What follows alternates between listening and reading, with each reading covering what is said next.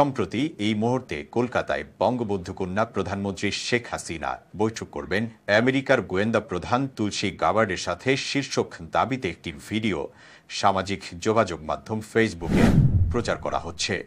তবে এরই মধ্যে ভিডিওটির সত্যতা নিয়ে প্রশ্ন উঠেছে, তৈরি হয় ধোঁয়াশা। এদিকে আন্তর্জাতিক স্বীকৃত বাংলাদেশ ফ্যাক্ট চেকিং বা তথ্য যাচাইকারী প্রতিষ্ঠান রিউমার স্ক্যানারের অনুসন্ধানে বিষয়টির সত্যতা উঠে এসেছে। রিউমার স্ক্যানার টিমের অনুসন্ধানে জানা যায়, কলকাতায় বাংলাদেশের সাবেক প্রধানমন্ত্রী যুক্তরাষ্ট্রের জাতীয় গোয়েন্দা প্রধান তুলসী গাবার্ডের বৈঠকের দাবিটি কোনো সত্যতা নেই, বরং 2019 সালে তৎকালীন প্রধানমন্ত্রী শেখ হাসিনার কলকাতায় একটি সরকারি সফরের ভিডিও এটি।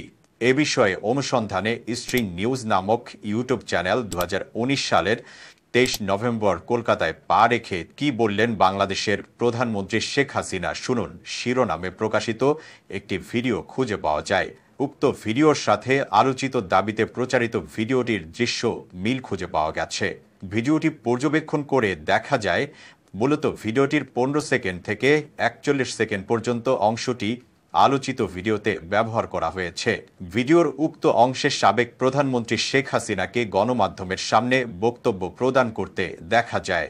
পরবর্তীতে ইলেকট্রনিক্স গণমাধ্যম 71 টিভির ইউটিউব চ্যানেলে 2019 সালের 22 নভেম্বর একান্ত বৈঠকে বসেছেন শেখ হাসিনা ও মমতা শিরোনামে প্রকাশিত একটি ভিডিও প্রতিবেদন খুঁজে পাওয়া যায়। প্রতিবেদনটি পর্যবেক্ষণ করে দেখা যায়, উক্ত ভিডিওতে শেখ হাসিনার পরনে থাকা শাড়ির সাথে আলোচিত ভিডিওটির তার পরনে থাকা শাড়ির মিল রয়েছে। প্রতিবেদন সূত্রে জানা যায়, ভারতের প্রধানমন্ত্রী নরেন্দ্র মোদী এবং ক্রিকেট বোর্ডের প্রধান সৌরভ গাঙ্গুলির আমন্ত্রণে বাংলাদেশ ভারতের ঐতিহাসিক দিবারাত্রি টেস্টের উদ্বোধনীতে অংশ নিতে তৎকালীন প্রধানমন্ত্রী শেখ হাসিনা সে বছর 22 নভেম্বর সরকারি সফরে কলকাতায় পৌঁছায়। অর্থাৎ উক্ত ভিডিওটি সাম্প্রতিক সময়ের নয় এবং যুক্তরাষ্ট্রের জাতীয় গোয়েন্দা প্রধান তুলসী গ্যাবার্ডের সাথে বাংলাদেশের সাবেক প্রধানমন্ত্রী শেখ হাসিনার বৈঠকের নয়।